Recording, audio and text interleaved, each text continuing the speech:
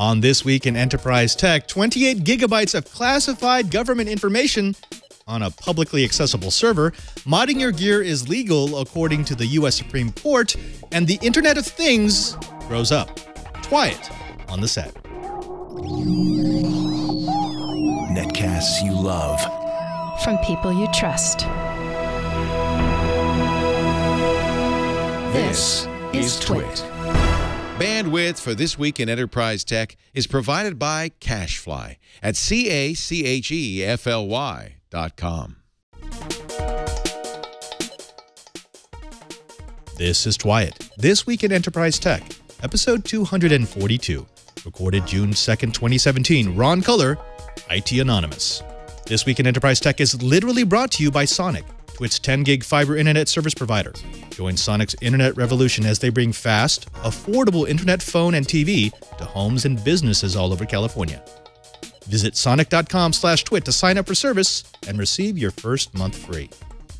And by GoCD, an on-premise open-source continuous delivery server by ThoughtWorks.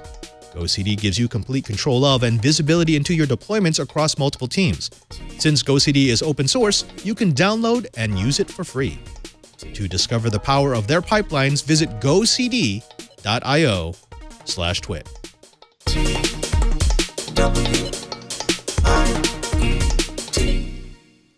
Welcome to Twiet. This Week in Enterprise Tech, it's the show dedicated to the enterprise professional, the IT pro, and the geek who just wants to know how the world is connected. I'm your host, Father Robert Ballas, the digital Jesuit, your guide to all things in the enterprise. But of course, I'm not guiding you by myself. For that, I'm going to need a little help from my friend, Mr. Brian Chi. He is the director of the Advanced Network Computing Laboratory in Honolulu, Hawaii.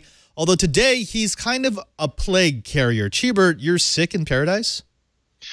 Unfortunately, yes. The good news is the doctor has given me all kinds of good drugs, and I am healing. But I'm slowly sinking in the west because I'm in my home easy chair. Well, there you have it, folks.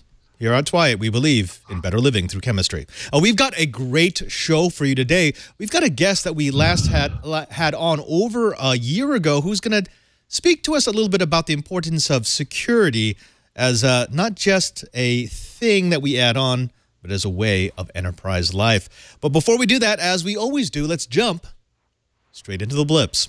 Well, are you nervously watching flash storage prices steadily climb as a supply crunch reaches its second year?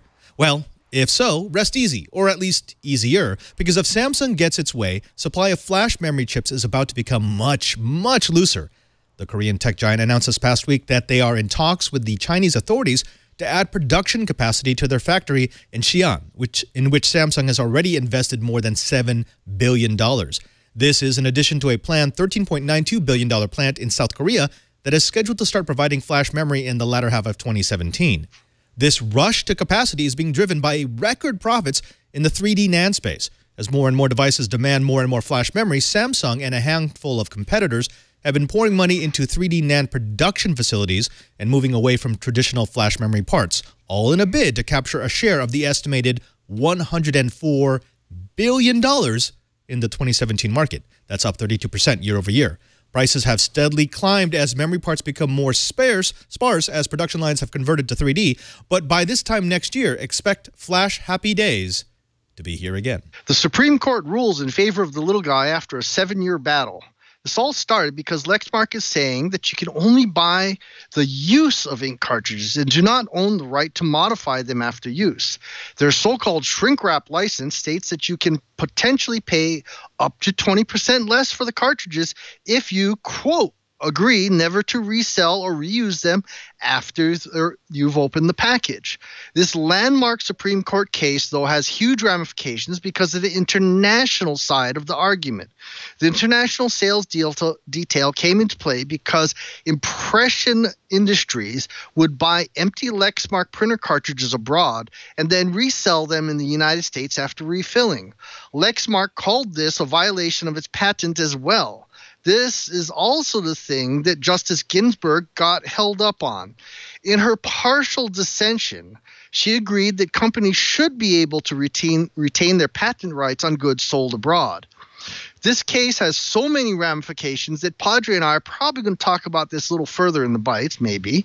But this change in the interpretation of laws means that ink cartridge refills are now legal, and by extension, this also means that modifying routers with firmware like DDWRT is now fully legal. It also means that selling drugs cheaply outside the U.S. by repackaging them and so forth and bringing them into the U.S. is also seemingly now legal. They mentioned this on Twill just now, and this is a case that's going to have long-reaching ramifications. Now, in the past few years, we've become accustomed to seeing sensitive and top-secret information leaking out of the United States government, be it from whistleblowing informants, a public data dump, a state-sponsored hack, a masterfully planned exfiltration covered by a DDoS, and a publicly accessible non-password protected server. Yeah, that just happened. This past Tuesday, the U.S. National Geospatial Intelligence Agency confirmed to Gizmodo that one of its contractors, Booz Allen, left more than 60,000 files on an unprotected, publicly accessible Amazon S3 storage bucket. The cache was found by UpGuard analyst Chris Vickery, who was scanning for publicly accessible S3 buckets. While government servers are usually held in a special Amazon Gov cloud, which automatically adds advanced encryption and security, Vickery found the cache in the U.S. East 1 region, which doesn't add that extra security. In the bucket, passwords to U.S. government networks, plain text passwords for government contractors with top-secret facility clearance, security credentials for Booz Allen lead engineers, master credentials for a data center's operating system, and, oh, by the way, credentials for the usually highly protected Pentagon Geo Access Portable, which usually requires both a physical security device and a special terminal just to access. In other words, they didn't leak classified information, they just leaked the credentials to access the networks that contain the classified information. UpGuard was asked by a U.S. government agency to preserve its documentation of the find, and Booz Allen, which received an $86 million defense contract just 2 months ago, has declined to comment. This is an argument that isn't going to go away anytime soon. We had a blip a couple weeks ago about how this Swedish-trained engineer, but not licensed in Oregon, note that, is using engineering to change the length of yellow lights to accommodate the additional time necessary to safely make a turn. Last summer, he was fined $500 by the Oregon State Board of Examiners for Engineering and Land Surveying because he was found to be practicing engineering without a license. While states require engineers to have licenses and pass exams, Oregon also requires a license to even discuss engineering publicly or even to say you're an engineer. This really makes me wonder if the Oregon State Board of Examiners for Engineering and Land Surveying needs to also post examiners in every coffee shop in Oregon to also levy fines to people doing napkins designs for new ideas. Sorry, folks, this is probably the stupidest application of antiquated law I've ever heard since the Ohio State death penalty for speeding. By the way, I'm going to be living in Oregon for 3 months, and I'll be engineering the heck out of my time there. Now, when you think of hyper-accurate global positioning technology, you probably think of the military, governments, possibly resource extractors, and of course, farming. Yeah, believe it or not, but agricultural machinery giant John Deere has quietly created one of the world's most accurate GPS location systems for use in their worldwide correction network. The technology built into John Deere planting and harvesting vehicles uses dual-band refraction-corrected measurement and a network of paired base stations to correct for ionospheric distortions and allowed for unparalleled accuracy through solar storms and other RF events that can throw even high-end GPS systems off by kilometers. The system allows farmers to plant, seed, track, and harvest crops with an accuracy of less than an inch. Such accuracy isn't just good for the lone farmer, but it can be integrated with a management system to maximize the efficient use of land, water, fertilizer, and farm equipment. In other words, the green enterprise. That does it for the Blips. Next up, we've got the Bytes. But first, let's take a moment to thank a sponsor of This Week in Enterprise Tech.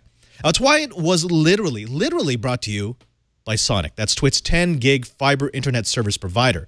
The internet infrastructure in the United States needs fixing. We all know that. There are too many people paying too much for unsatisfactory cable internet. But Sonic is doing their part to remedy that problem by delivering fast, reliable, and affordable internet, phone, and TV to homes and businesses all over California. Sonic's mission, and I really do mean mission, is to bring internet freedom to all with unlimited and uncapped internet. They deliver residential and business fiber-to-the-premise networks with gigabit connectivity in San Francisco, the North Bay, and the East Bay. Their internet service plans include 15 email accounts and 1 gigabyte of storage, personal web hosting with a new domain, and fax line storage. They even include a home phone connection with unlimited local and long-distance calling, and all of that for only $40 a month. That's right, $40 a month, plus you get download speeds of up to 1,000 megabits per second. Now, on a personal note, I have always been impressed by Sonic's long-standing position behind customer support and privacy. Their record shames other ISPs because they don't treat privacy as an option. It's not an add-on. It's not something that they'll maybe give you if you ask for. It's part of their DNA. It's privacy. It's service. It's support. It's Sonic. Now, by standing up for privacy-friendly and local customer support, uncapped bandwidth, and affordable pricing for all products, Sonic's customer advocacy is paving the way for a better state of internet access in America. So here's what we want you to do. We want you to join the internet revolution. Visit sonic.com/twit and receive your first month of Sonic internet and phone service for free. Plus, bundle with Dish and save $120 off your Sonic bill. Again, visit sonic.com/twit, sonic.com/twit. And we thank Sonic for their support of This Week in Enterprise Tech. Let's go ahead and jump to the bytes. This is a continuation of something that we covered in the Blips, and that is the fact that modding your gear is now legal according to the United States Supreme Court. This has been something that's been going on for a while, almost a decade. We've talked about it a lot on Twit under the heading, the culture of ownership. In other words, do you actually buy the things that you own? And we've heard this argument from anyone from Lexmark to phone manufacturers about what you can and cannot do with the things that you've put your hard-earned money down for. And the question has been, if I pay you for something, if I buy something for you, shouldn't I be able to modify it? Shouldn't I be able to do what I want with it? Or am I just leasing it from you? And if I'm leasing it from you, why did I pay you all that money? Now, this in a nutshell is what this decision is about. And as Cheebert mentioned, Lexmark has been sort of the poster child for this. Do you have the right to refill your cartridge? Or can they, with their EULA, their shrink wrap EULA, in other words, as you open the printer, you automatically agree not to refill it without legal penalty? And the Supreme Court has firmly come down on the side of the little guy. You do own it, and as the owner, you have the right to do with it what you want. Now, Cheebert, we should separate this from the service decision here, because yes, you own something, and if you own something, you have the right to modify it. But Lexmark is still fully within the rights to say if you do modify it, your warranty no longer applies.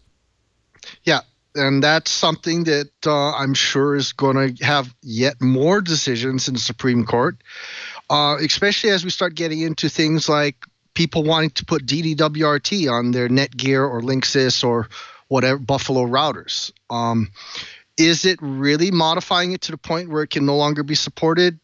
Probably to a certain extent, but that doesn't mean you also go and say, well, the hardware has been voided and so forth. This is a very, very old argument. When I was actually working in distribution, my boss was very public saying, hey, there's enough profit margin on ink and consumables, in those days ribbons, that if he could legally say, you buy consumables only from me, he would be more than happy to give away the printers, because there's hardly any profit margin on printers by then. But the typical profit margin on ink is 1,000% plus. If you do the math on those little teeny tiny tricolor cartridges, it works out to almost $21,000 a gallon for ink. And that, my friend, is a lot of money. And that's what the printer manufacturers are trying to protect with this legalese. Cheebert, this is not the first time that we've seen this. This is not the first case. In fact, I can think back to my childhood to things like the Nintendo Entertainment System and the Sega, which we knew they were actually losing money on the hardware in many cases, knowing that they could make up for it in the licensing fee for selling the cartridges, selling the games. Back then, there was actually a case that went against Konami, I believe, by Nintendo, because Konami was trying to bypass Nintendo for the sale of the cartridges. They were able to purchase the hardware for much, much less, and Nintendo said, no.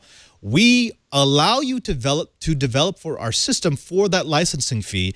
If you take away that licensing fee, you can't develop for our system because we own the hardware. And in that particular case, the court sided with Nintendo. So what's different here? I mean, the printers are still sold by Lexmark, by HP. They still own the technology. They still own the patents. But why can't they say, look, we're selling this at a loss and we're making up for it later? What you're actually doing is taking away a business model. What's right. changed? I'm not sure. It's hard to read the minds of the Supreme Court justices. But Justice Ginsburg was a partially dissenting voice. This is a business model. And the reason why a lot of hardware prices have dropped so much is because they can make up the profit on the back end. Maybe it's software, maybe it's ink, maybe it's paper, doesn't matter.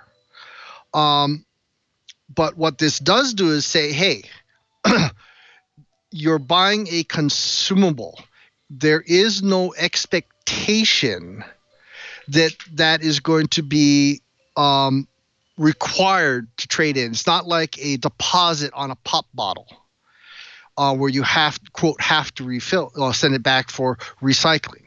Now, I think this might have been different if the manufacturers had said, hey, return it, we'll give you a discount towards the next round of ink cartridges. My personal opinion is the overall greed, the business model where the ink alone, ink and toner, is the #1 most profitable division at Hewlett-Packard and has kept that company afloat through the bad times. However, the world is getting away from that. Just look at Canon. Canon is now selling a line of printers which are actually just a shade more expensive than your standard box, but it uses just squeeze bottles that you can then take another squeeze bottle and refill. And the price per ounce of that ink is so much less. And Canon was one of the originals that were trying to go with this model, and they've decided, okay, we're going to go away from this. So I think the big difference is the economy. There's way more competition. HP is actually got real competition. It's no longer just I'm only going to buy an HP. It's now HP, Canon, Epson. Even Epson has gone to a new series of printers that have much, much larger external ink tanks. Lexmark, HP, I think you guys are going to have to follow suit because I think the market is pushing you in that direction. Right, and of course, just a reminder that Epson is a sponsor of the Twit TV network. We have seen their Eco product with the little tanks on the outside, and I got to say, it's about time. I love those things. But Chibert, let's take this a step further, because now that we've got this landmark case, I could see this being applied to many different cases of DRM.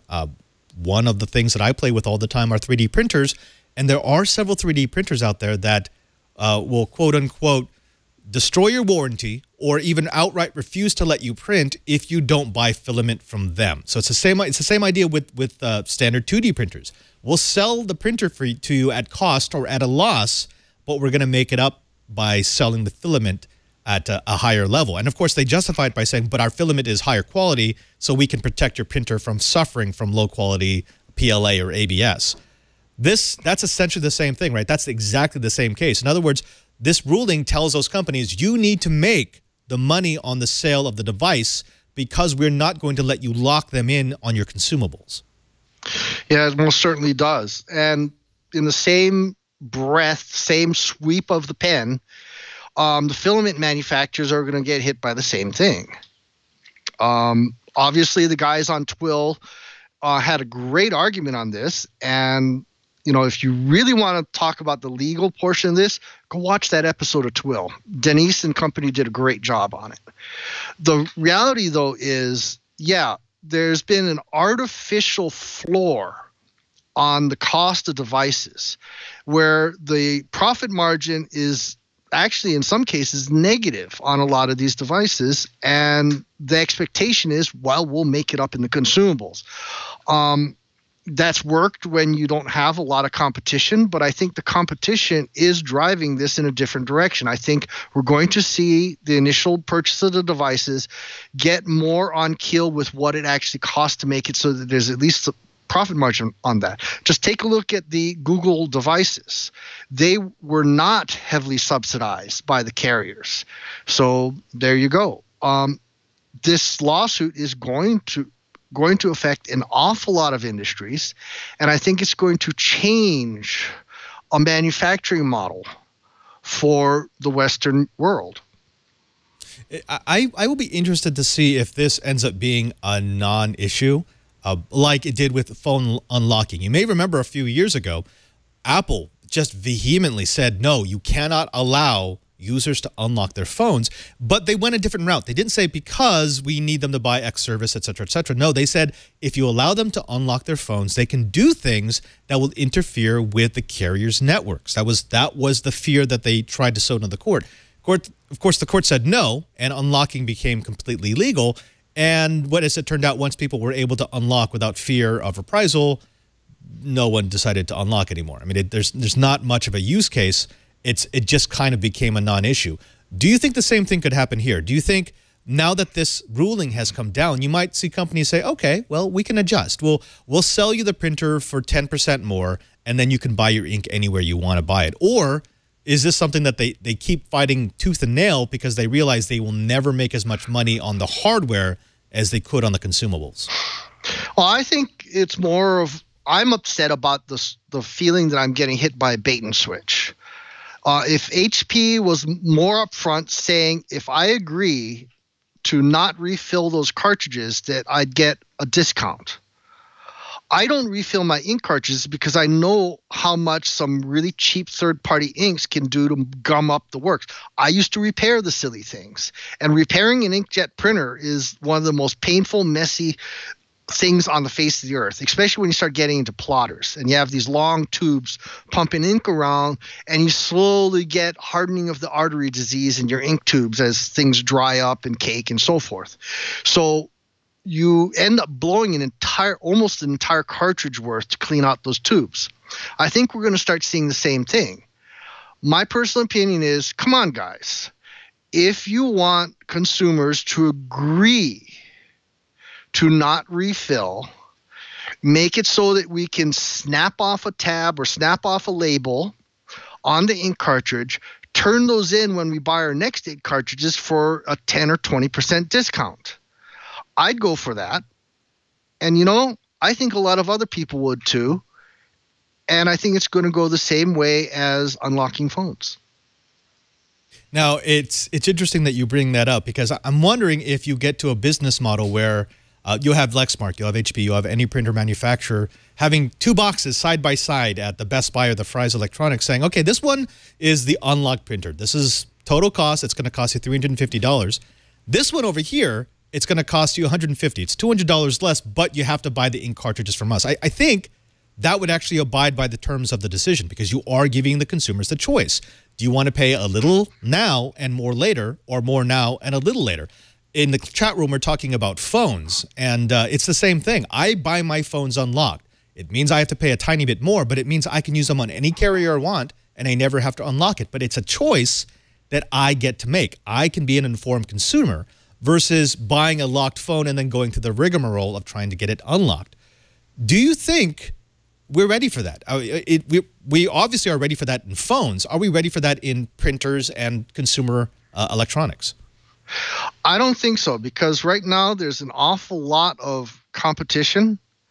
I don't think we're going to see two different SKUs where one locked, one unlocked. I think it's going to be an opt-in and buy a digital certificate or something like that, kind of like what Tesla does. You can go from the 60 kilowatt hour to the 75 simply by unlocking a license. I think we're going to see something like that. The bane of all retail storefronts, why brick and mortar is getting killed over people like Amazon, are SKU. It's inventory. Inventory costs money. Just look at how Fry's works. Fry's doesn't buy a lot of their material. They have it on consignment, and they pay the manufacturers their profit margin if it sells. Otherwise, it goes right back to the distribution center. So I don't think we're going to see two different SKUs, but I think what we might see is an opt-in, and I think a lot of people aren't going to opt in because they don't realize they can. Right. I love our chat room because they're immediately rushing to some of the worst case scenarios. JJ to the 4884 brings up the Keurig and saying, you know what? Maybe you could buy a certificate for the Keurig. Maybe Keurig could say, hey, this is the regular Keurig that you could buy for $99, but this Keurig over here, it's got an extra bit of software that will brew 30 seconds faster. Would you like to pay a premium for that?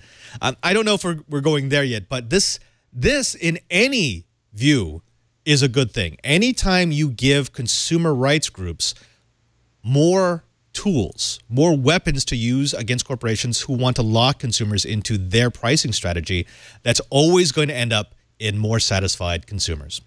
All right, let's go ahead and move on to the next story. And this one's a bit techie. We're going to go full-on gearhead here and talk about the thing that makes the internet work. Of course, I'm talking about BGP, Border Gateway Protocol, and we now know that Google is going to abandon BGP next year. Google, they don't want to play by the same set of rules that the traditional ISPs and carriers have played by, and so they're going to be dumping BGP. To date, Google has the largest private network in the world. It carries about 20 to 25% of internet traffic on the fiber that they own, not lease. That's hundreds of global cache locations, 15 data centers, 90 points of presence, and they just continue to build. We know that their facilities blanket the global map, which is why we can have things like Google Fiber, because they can actually just stretch it out from one of those data centers and get very inexpensive access to consumers. Now, Cheebert, why do they want to dump BGP? We've complained about BGP in the past because it is one of these things that was built at a time where security wasn't all that much of an issue. But why specifically does Google want to dump it now? Well, I think it's a lot of the work that hasn't happened. The working groups have been comprised of a lot of different manufacturers, stakeholders in the protocol. And of course, people like Juniper and Cisco and Ciena and people like that have a lot of investment into BGP, and they want the new versions of BGP to be better for them. So BGP has become very large, very cumbersome. The reality is a person that knows BGP well can demand massive, massive salaries because while everybody keeps saying, oh, BGP is very simple. I beg to differ. I'm sorry. BGP is as much black magic as there are any protocols on the face of the earth. The reality is a far too large number of internet outages are caused by people that don't understand BGP. If you set up your peering incorrectly, like for instance, my favorite example is I was trying to download some new scripts from Spirent for their AX4000 test tool. That literally was locate a server 2 miles away from me.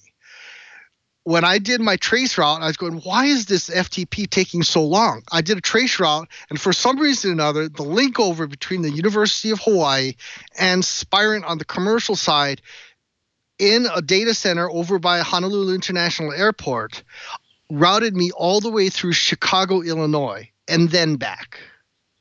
And that we found out is because someone made a mistake and they fat-fingered a BGP peering number. This happens more and more often than you would imagine. And if someone goes and does, say, for instance, oh, they use the out-of-the-box value of a BGP peer of 1, that puts you at the same level as the top-level routers. If that actually was allowed to proliferate to your upstream ISP and went out onto the global backbone, it would then take the entire North America and try to route it through your router. We've seen it happen. So BGP needed to change. BGP must change. I think what's happening is, things have to change. Google got tired. HiWeb in the chat rooms already mentioned that, yeah, that's why you test. But HiWeb, your an expert at BGP. AT&T has this huge amount of procedures and checklists to make sure that you don't make mistakes, that you double, you triple, you quadruple check. You have another second set or third set of eyes making sure you don't make a mistake. This is not the case at a lot of organizations. And yeah, hey, run BGP. It's a great protocol, but its time has come. Google is saying we're tired. We're doing our own. We think it works better. We've got a lot of smart people. We've gotten rid of a lot of the baggage from BGP, a lot of places where you can make mistakes. We're going to go and do this, and I'm sorry, we're tired of waiting for you guys. Right. Will we see Google's protocol become part of BGP, or maybe BGP2 or eBGP or whatever you want to call it? Maybe. But anyway, that's enough of my rant. Yeah. It's the newer, greater. Google says we think we can do it better. We're going to show the world we can do it better. It's up to you whether you want to use our protocol.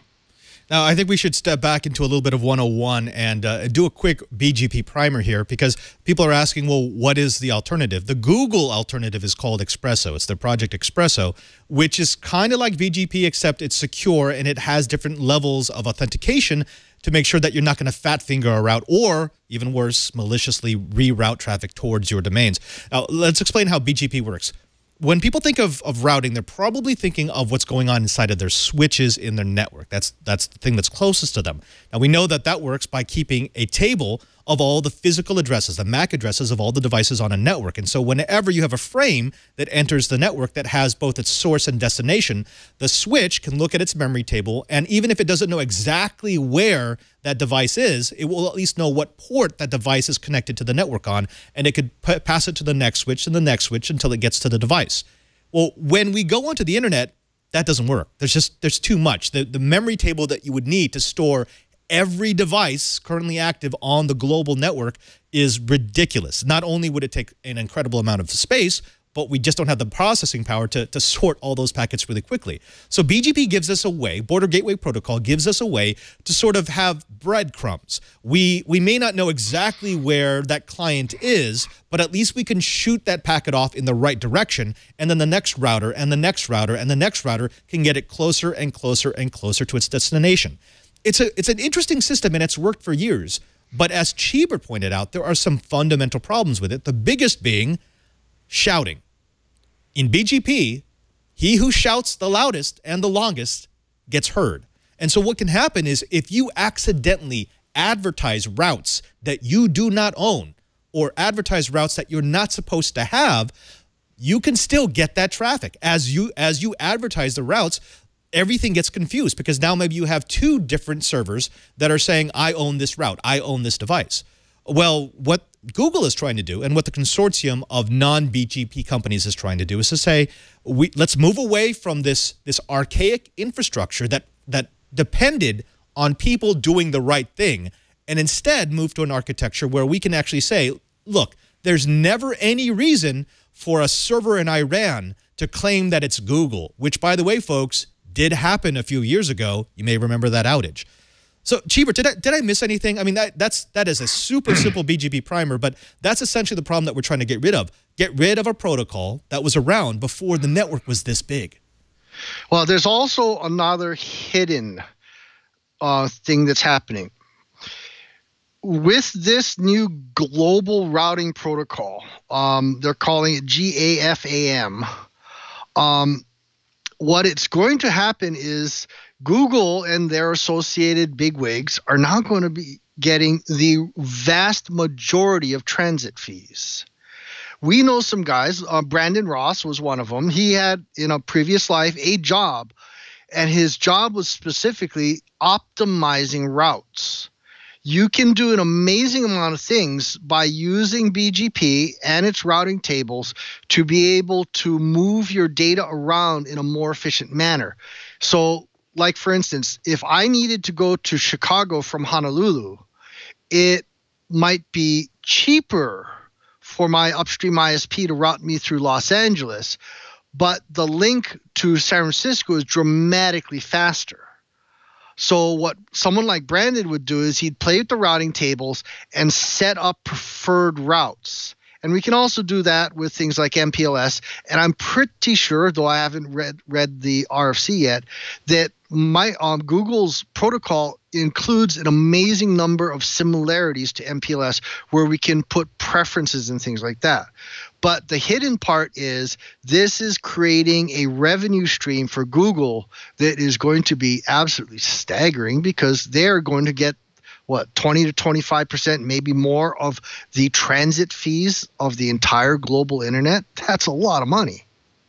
Now, Cheever, let's talk about some of the ramifications of this decision. So we know that the GA fam, this is the group of Apple, Facebook, Amazon, Microsoft, that is trying to get us off of BGP onto a more secure solution.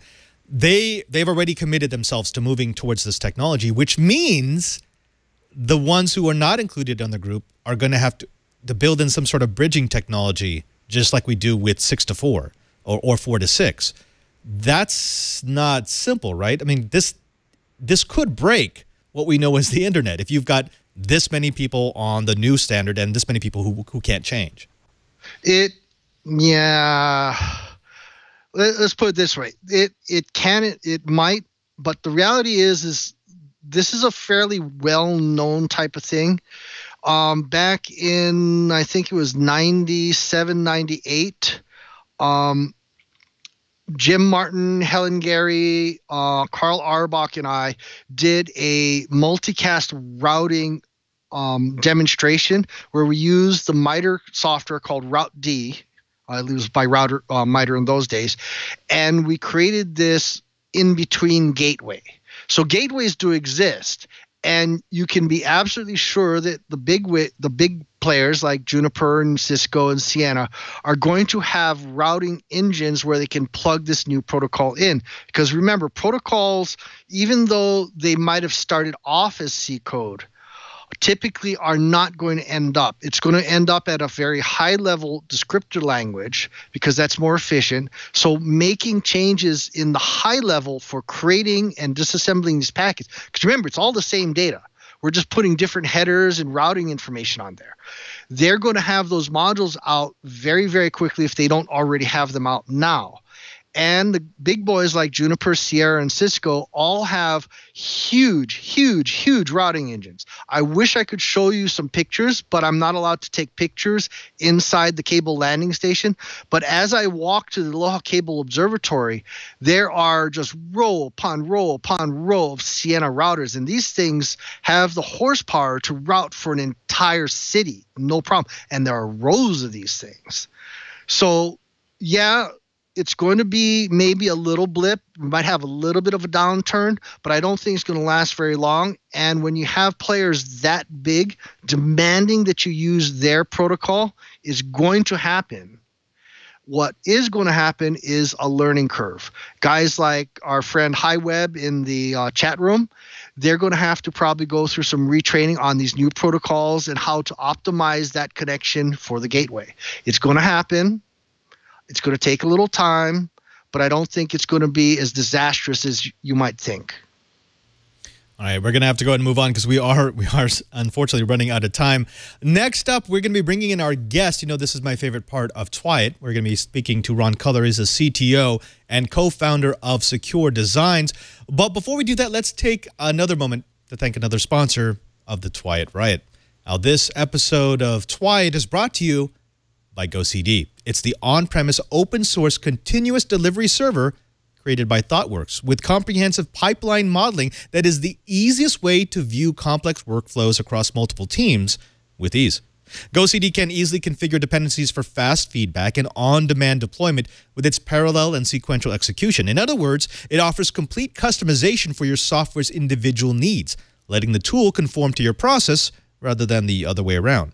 GoCD's real power is in the visibility that it provides you over your end-to-end workflow. No more guesswork. You get a complete control of and visibility into your deployments in real time across the organization. GoCD will perform tests written in most languages or frameworks, and their test reporting is so thorough and so detailed that it won't just tell you that your build failed a test. I mean, that's not a really useful piece of information. It tells you exactly in which chain set and on which platform a test started breaking. That's actionable intelligence.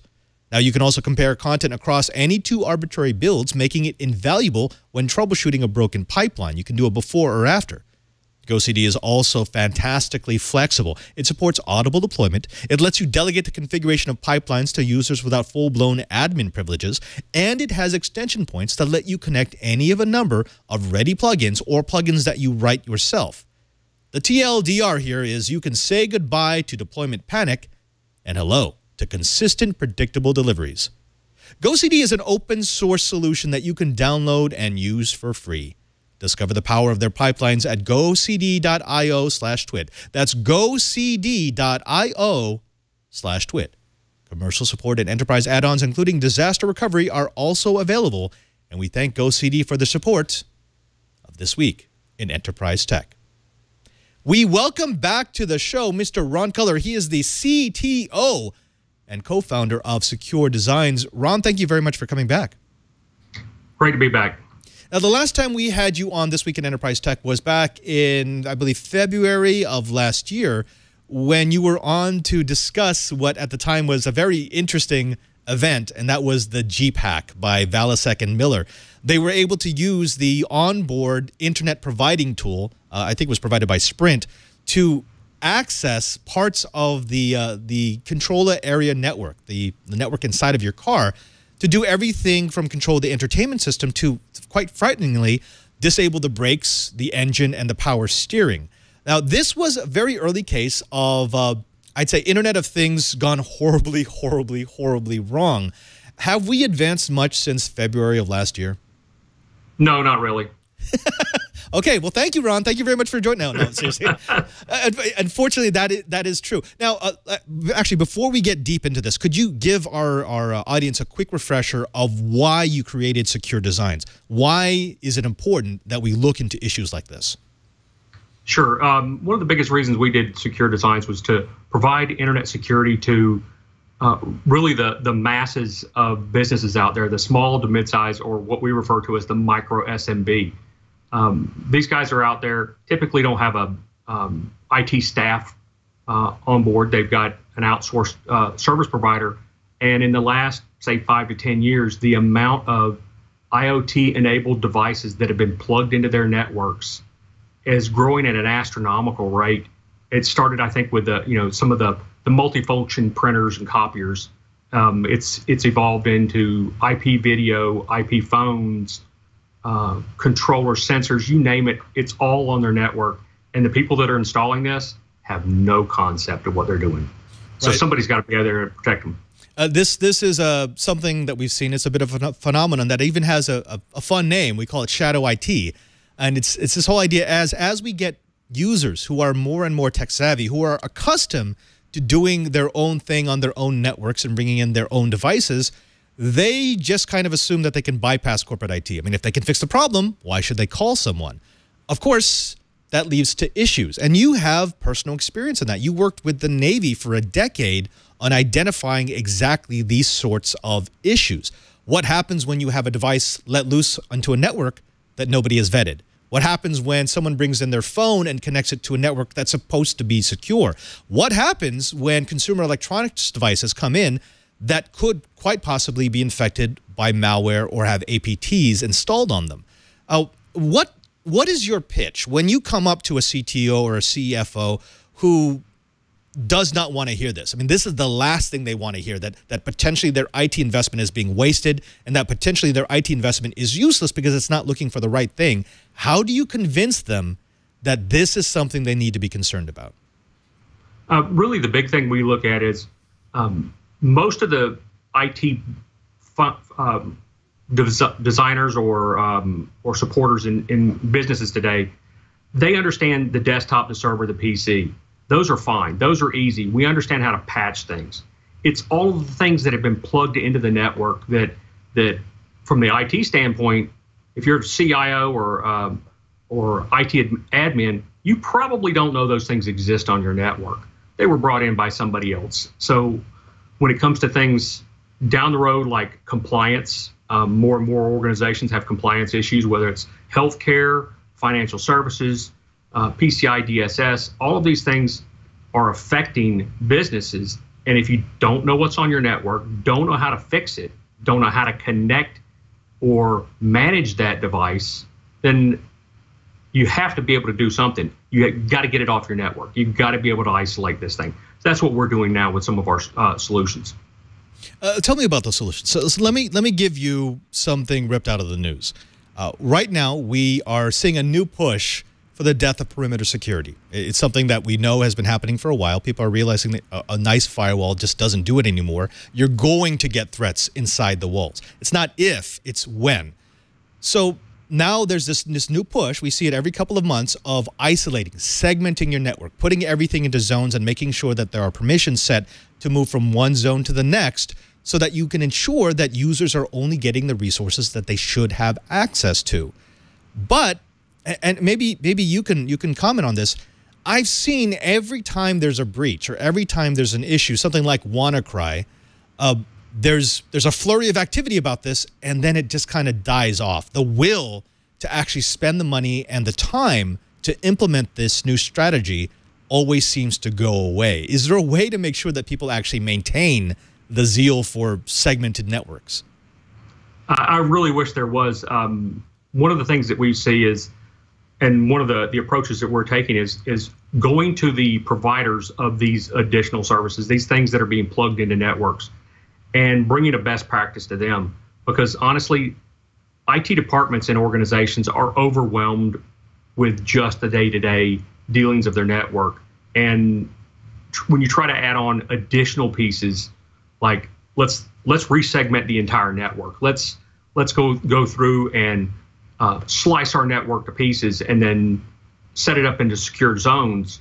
The amount of work, the amount of pain and suffering that those guys are going to have to deal with just goes away. It's far easier right now to get those devices that are causing you problems, get them off the network, remove them, put them out on an isolated segment, and then if need be, do some connectivity and some access at that point. Right. And actually, we talked about this a little bit last week with Cisco announcing their new suite. It's specifically designed for Internet of Things, and it combines a few of their existing projects to create a system that will automatically segment Internet of Things devices into their own networks, and it will watch them for activity that looks like it's a compromised activity or an exploited activity, and then it will shut it off from the network. Is that the right direction? I mean, that is segmenting. Is that what all manufacturers are going to do? Because we've made fun of the IoT as the Internet of Own Things here on Twiat, and I know the industry wants to move away from it. I know the industry sees great promise in the IoT. Do we need something like what Cisco is offering, or are there other projects out there that could potentially help us secure IoT? I think it boils down to just some foundational practices, best practices on your internet security. Not everybody's going to have a Cisco network, so the ability to bring that type of a solution into a small business of 50 employees is going to be next to impossible. Just the amount of work involved in that. But simple best practices, going back to some of our foundations. The networks are still networks. What we're doing is not revolutionary, it's evolutionary. Okay, now let me ask you this. It's easy to say we just have to assume that all IoT devices are owned. But when we talk about that, we're normally thinking about sensors. We're thinking we may or may not be able to trust the data coming out of these sensors. But grouped in with IoT are devices that have real control of real-world devices, real-world machinery, things like SCADA devices. We can't just segment them off and assume they're going to get owned. We actually have to protect those, because having those devices be exploited can have real-world consequences at places like power plants and dams. So how do you separate the IoT devices that are okay to get owned because we'll just disconnect them and then reconfigure them later, and the IoT devices that must be protected and cannot get exploited? Well, part of it is really controlling traffic between devices, and where those devices actually need to go. You have things that don't ever need to connect to the internet. They should never connect to the internet. But when it comes to things like the SCADA devices and stuff like that, there's some real issues in the protocol levels, and these networks were never really designed to be connected to the internet at all. And unfortunately, until the manufacturers of IoT enabled anything that's been, given a wireless, a cell connection, a 3G, 4G connection, or an Ethernet connection that was never connected before, you just became a tech company. So you need to start thinking like a tech company and understand we've got to put in security, we have to put in controls, we need to be able to deal with management and support and updates and things like that. The foundational things. They would have never been able to hack a Jeep had somebody that designed systems actually said, don't put these two systems together. Actually, I love that. I'm going to use that phrase. You just became a tech company. And I think that can be a horrific surprise to many executives in industries that typically don't associate themselves with the cutting edge of tech. And yes, this story right here. So this was the Jeep Wrangler. And by the way, on Twiet, we interviewed Miller and Valasek. So we got first-hand experience with the GPack. And this was one of those things where when they approached the manufacturer and they presented all their material, the manufacturer at first was very, very reluctant to talk to them precisely because of that. They said, look, we're not a tech company. We don't do communications. And what Miller and Valasek had to do is to say, you've integrated all this technology. You are a tech company. You are a communications company. But the problem is you're not behaving like a tech or communications company. And so your equipment is very easily owned. Let me ask you this, Ron. The GPack, it was kind of a watershed moment because it was something that was big. It was something that caught the attention of non-techs. It was something that caught the attention of industries that were starting to become tech companies. Was this a good moment for IoT or a bad moment for IoT? I think it was a good moment. It was the beginnings of a wake-up call. I think the Miri botnet was another one that's a wake-up call. When you start plugging things onto a network that you're not quite sure who actually made it, who loaded the software, who wrote the software, is it just somebody's screen print, your logo on top of it? It's an issue. So, making people aware that that there are systems out there that these things are that technically connected is really, really important. And fortunately for that, it didn't do anything terrible. But the idea that you can easily gain access to certain things, especially now with the autonomous cars and some of the self-driving features, it's going to get scary if these guys don't pay attention and start taking this, looking at this thing as a real thing. By the way, if there are people in the audience who don't remember the GPack, a quick refresher here. When Miller and Valasek talked to us, they gave us some of their research ahead of time, and we actually did test out what they had done. They figured out that the Sprint device that was included on a series of Jeep vehicles always had it was within a certain IP range. That was what was always being served out, and it was always connected, even if the owner of the vehicle wasn't buying internet service at the time. And the only security that they had provided was to move the access port to port 21, which, as we know, is the port that's usually used by unsecure FTP. So they were doing security through obscurity, which meant that if you knew that, and if you knew the range of the Sprint devices, you could literally run a port scan against those addresses, look for port 21, and get into vehicles that were actually on the road at the moment. That's how scary it was, and that was actually a great example of responsible disclosure, because they were able to go to Jeep, and Jeep, they just basically terminated the service, so those IP addresses were no longer live. But yeah, that could have been a bad thing. I want to bring in my co-host because he's been chomping at the bit. I've been seeing him coughing up a storm in my display monitor, but he deals with these kinds of devices all the time. When you talk about SCADA devices and the controllers for real-world applications, Cheebert's actually doing that. He's actually building that on the islands. Cheebert, tell me a little bit about your concerns for security of IoT. Well, I'm going to raise the red flag. I think the next big one is actually going to be with solar control systems. So here's the big issue.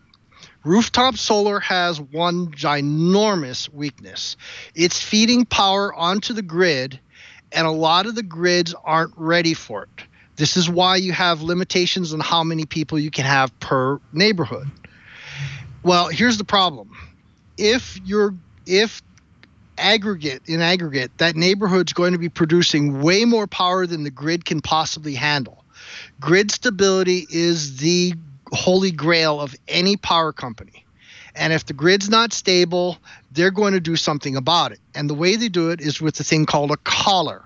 And a collar goes and literally shuts off your backfeed from your rooftop solar onto the grid. You know, even if it's a nice, bright, sunny day and you're expecting to make a ton of money for it, and it's going, oh, overloaded, hack everybody off. Well, there's a new protocol. It hasn't been completely ratified yet, but it's had a lot of talk.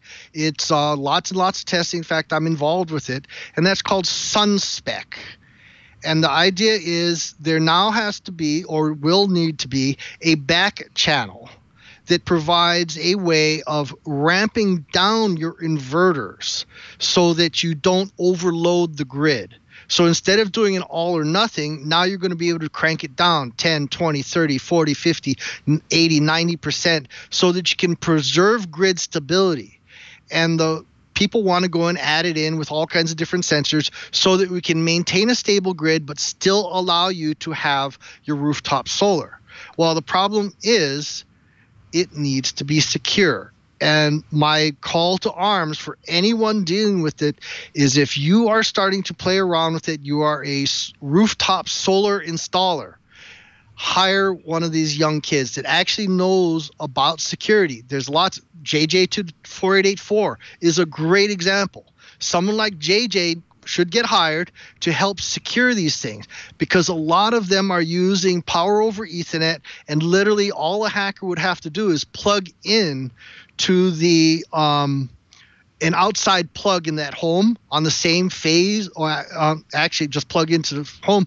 And a lot of these controllers have really pathetic passwords.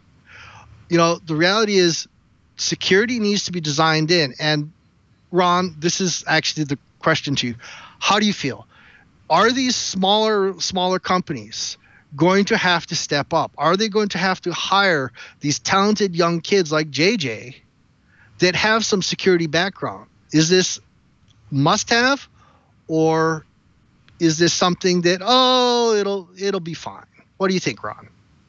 It's a must-have. I mean, a couple of years ago, I did a conference where I was talking to some guys in the physical security world, and these guys were talking about how they're going out and installing IP video cameras, wired and wireless IP video cameras all over facilities, and these are government facilities.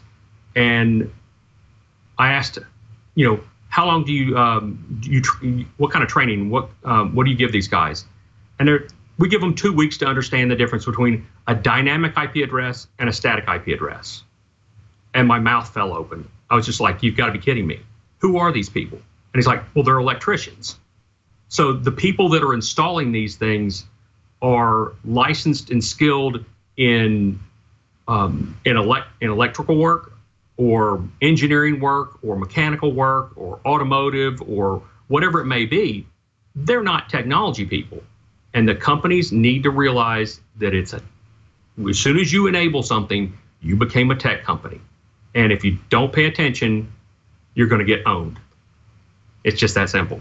Wait, Ron, I get that, but playing devil's advocate here, doesn't that work the other way around as well? I mean, yes, if you are a company that creates SCADA controllers that are used to open and close valves at a water treatment plant, you have just become a tech company. You are a communications company. You have to make sure that you're baking in the security that would be expected of a tech or communications company. But if you're a tech company and you make devices to enable IoT, didn't you just become a solar company and a roofing company and a piping company? Don't those companies, the actual tech and communications companies, also have the responsibility to actually understand the industries into which their devices might be installed. Oh, definitely. That's one thing that has really frustrated me over the last 4 or 5 years now in the traditional IT channel world, where 15, 20 years ago, if you needed anything compute power, any kind of computing in your environment, you went and talked to somebody in an IT channel. Well, the people that are delivering these systems now have no idea that these guys with all of this experience in networking and security and design even exist. So, everybody needs to understand, the guys in the tech world need to understand that these things are being put on your environment, and you've got to pay attention to them and understand how they work. At the same time, the industry needs, these other industries need to understand that there's a technical resource out there. It's not just, I found something really cool and I've just created an IoT sensation. I'm going to be the next, Ring doorbell. It's not that simple. There's a lot more involved in doing what it is you want to do. Okay, Ron, let's get real practical here. Let's say there's a company that's it's a startup, it's stealth mode, and they've got the new Fidget Bobbit widget thing that's connected to the internet and will make your life immeasurably better and make them $1 billion. What are the key things, as them coming to you to consult them, would you want them to know about the security that they have to put into their devices? When would you say, yes, this is ready to go to market? I think one of the biggest pieces, they need to, just some really foundational pieces, good build practices, good secure coding practices. Don't embed passwords in your firmware.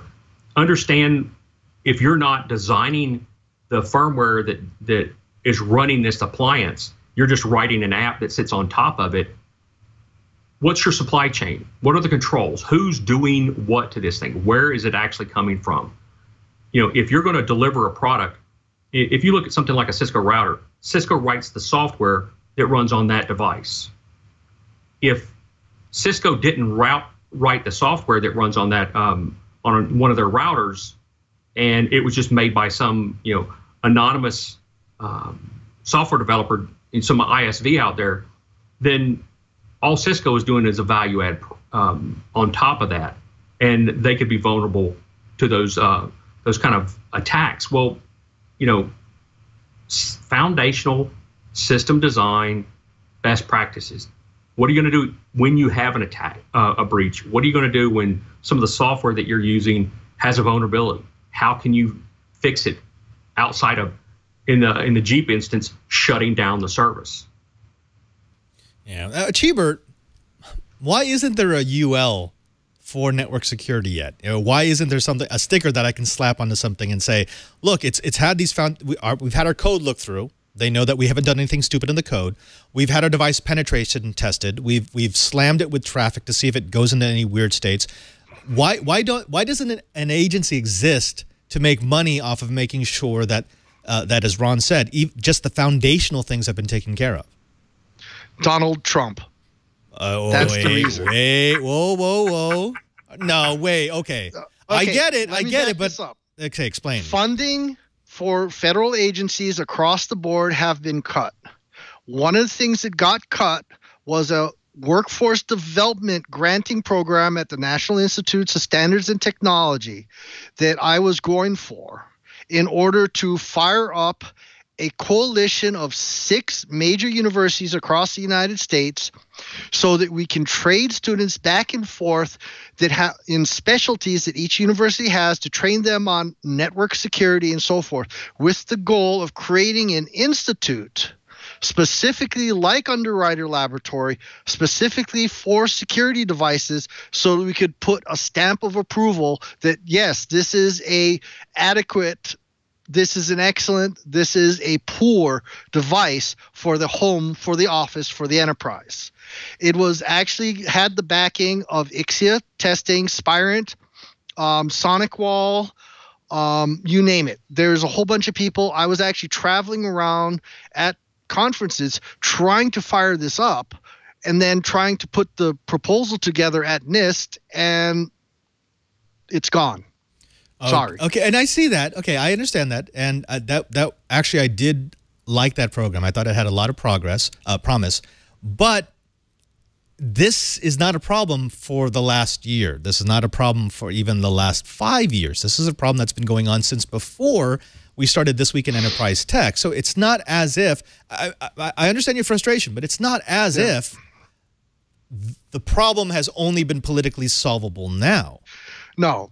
The reality is that the tech bubble burst and the willingness of the corporations to back it evaporated. Okay, so that I can get behind. I can get behind, absolutely, because then that answers why when people say, well, the free market will create something like this.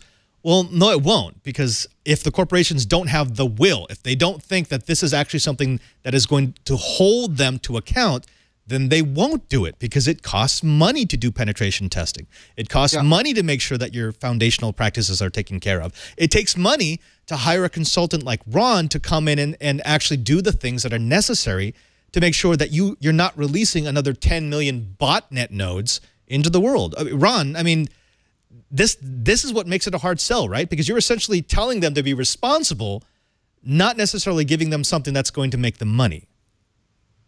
It's true. I mean, depending on the type of device and depending on what's being put in a network, these things, you don't necessarily see, I'm making money off of this, my video cameras. I'm making money off of these devices here. It's really it's hard to explain to an organization what their IT infrastructure, what their computing infrastructure actually does for their business. Most of the time we end up seeing a lot of times that, people get money for the IT budget out of what's left over. It's that problem child, it's that cost center. So, explaining that it's a revenue generator is a pretty hard lift. I think our audience would be right with you. I think our chat room, no matter what their leanings might be, they can all agree that there's nothing that is more frustrating than being told by an exec, by a CTO or a CFO, well, we'll do that if there's money left in the budget at the end of the year. They kind of want to scream and say, well, we're trying to make sure there's a company left at the end of the year, so maybe you could be proactive on this. Yeah, it's really hard. I don't know how many times I've never seen anybody in the IT world that's not, underpaid, overworked, and undertrained. Taking the time to be able to keep the infrastructure of an organization running is immensely hard, and the people that do this are heroes in most businesses, and most people have no idea that they even exist. It's the computer guy. He's there to cause me problems or make my Outlook not work. I think one of the phrases I heard at a B-Sides last year was, breaches are actually incredibly inexpensive to solve until you get breached. And the intent behind that was, look, you can spend $10 now, or you can spend $500,000 in 3 months. What's it going to be? It seems like a lot of money. IT seems to be asking for a lot of money until you have that breach that will potentially end your corporation.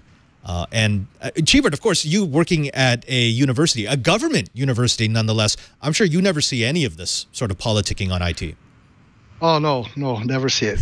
I will say there has been proof that testing does work.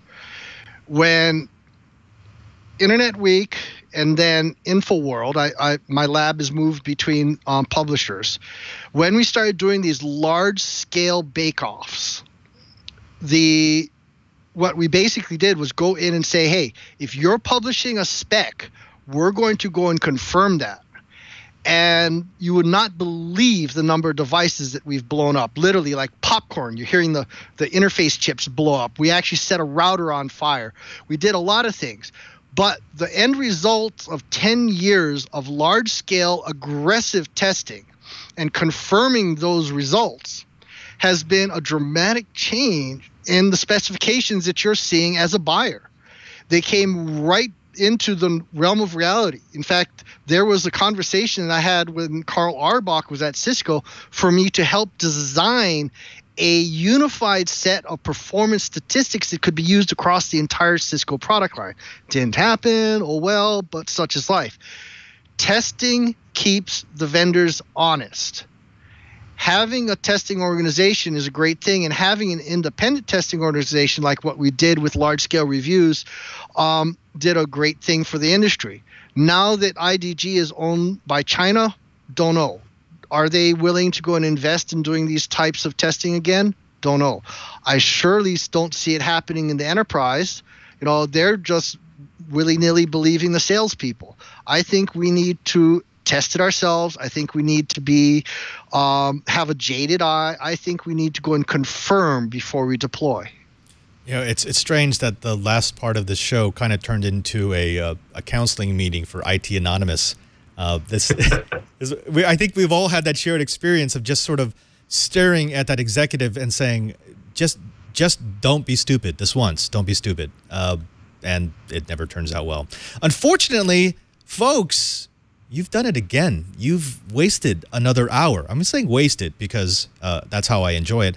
Another hour. Listen to the best dang enterprise podcast in the universe. That's according to 9 out of 10 Shadow IT folk.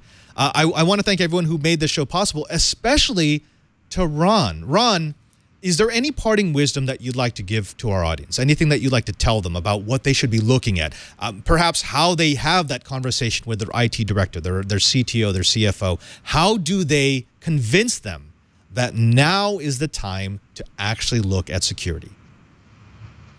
Sure. One of the biggest things I think you can do today is explain that the ease in which anybody can access technology, the ease in which all of this shadow IT starts appearing on networks. From an IT services standpoint, you need to go after them and ask them for the money to secure those systems. So if somebody brings in something to your network, then go ask them for the money to support that. You'll probably end up with a fair amount of pushback, but at the end of the day, the idea that you're plugging something into my network and I'm going to have to be responsible for it, then you're going to have to pay and ensure that we can support that new technology that you just brought in, whether it's a manufacturing system or a CRM system or whatever it may be. Ron Culler, the CTO and co-founder of Secure Designs. Ron, if you could please let our audience where they can know where they can find you, where they can find Secure Designs, where they could perhaps read up a bit more on the experience that you've had in trying to secure the world's networks. Sure. Our website's www.securedesigns.com. My Twitter is Ron Culler, and available on Facebook, Twitter, and LinkedIn, and I think one or two others that I don't keep track of. So I'm around somewhere. Ron, thank you very much for rejoining us here on This Week in Enterprise Tech. We'll have you back, and hopefully it'll be sooner than, what has this been, 16 months since the last time you were on? It's always a pleasure to have you on, Twyett. Great. Looking forward to it. And, of course, folks, we need to also thank my co-host, who is also the producer of the show, Mr. Brian Chi. He is the director of the Advanced Network Computing Laboratory in Honolulu, Hawaii. Also has recently received a degree for plague studies. Chibert, if you could please tell the folks at home where they can find you and all your research on getting sick. There we go. That's it. ADVNETLAB. My voice is almost gone. I understand. But you do have a solar system at your house that is network connected, correct? It is, and it is behind an enterprise-grade firewall with a full IDS IPS looking at the stream and is in a separate zone. Same password, 1234? Well, of course. Okay, good. Thank you. Oh, Chibert, could you please, if your voice is still there, could you please tell people where they could find your work, especially once you get back to work from being home? Most of the work that I'm going to be doing when I get back home is not going to be public, but I am trying to go and convince InfoWorld and their new owners to let me do a nice test on DNS, especially with a security component. I want to go and revive the shootout concept, and we're trying to make it more palatable to them. So here's hoping. The reality is if you folks work with any kind of marketing budgets, what drives things like large-scale shootouts are ad sales. If your corporations are not buying ads in magazines, you're not going to see shootouts ever again. Sorry. There you go. Of course, Brian Chi, once again, my good friend, director of the Advanced Network Computing Laboratory in Honolulu, Hawaii. If you have any suggestions for guests or topics that you want on This Week in Enterprise Tech, he is our producer. So if you've enjoyed the guests that we've had for about the last year on the show, he is the man who gets us the guests. He is the man who makes sure that they're ready to go. And he's the man who really guides Twyat. So, Chibert, again, we thank you, our super host and producer. And feel better. Or don't. Wow, that's totally right. Yeah, well, whatever. And folks, we also want to thank you, the people who tune in each and every single week. We wouldn't have a show without you. We want to make it easier for you to get your enterprise fix every single week. Just go to our show page at twit.tv/Twyat. There you will find all of our back episodes as well as full show notes for all the links of the stories that we cover during the top of the show and the names of our guests. So it's actually a very good resource if you want to find a topic that we've already talked about. But more importantly, next to all those videos, you'll find some drop-down menus. And these are the important buttons. Subscribe to the format of your choice, audio, video, high-definition video, to be delivered automatically into the device of your choice, your phone, your tablet, your desktop, your laptop, whatever it may be.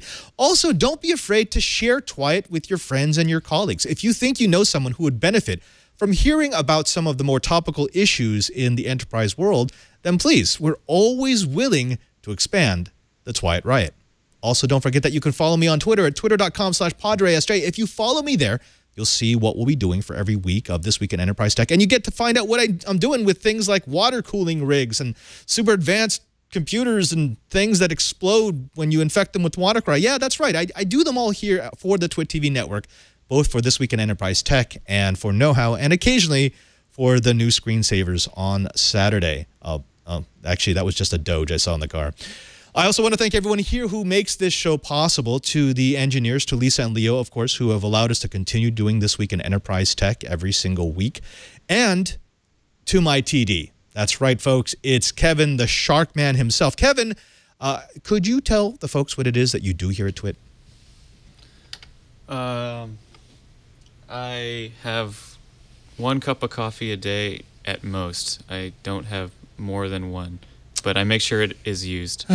Well, Kevin, this is the time when we offer you a chance at redemption. We give you a question about something that was discussed during the show and see if you get it right. And in this particular case, when we're talking about BGP, we're not talking about ports. And in a typical network, how many ports are there? 4. Oh, I'm sorry. That was so close. The answer was 65,536. But we thank you for playing. And my friend, we'll try to get you next time. Until then, I'm Father Robert Balacer, the digital Jesuit, saying, if you want to know what's going on in the enterprise, just keep Twyat.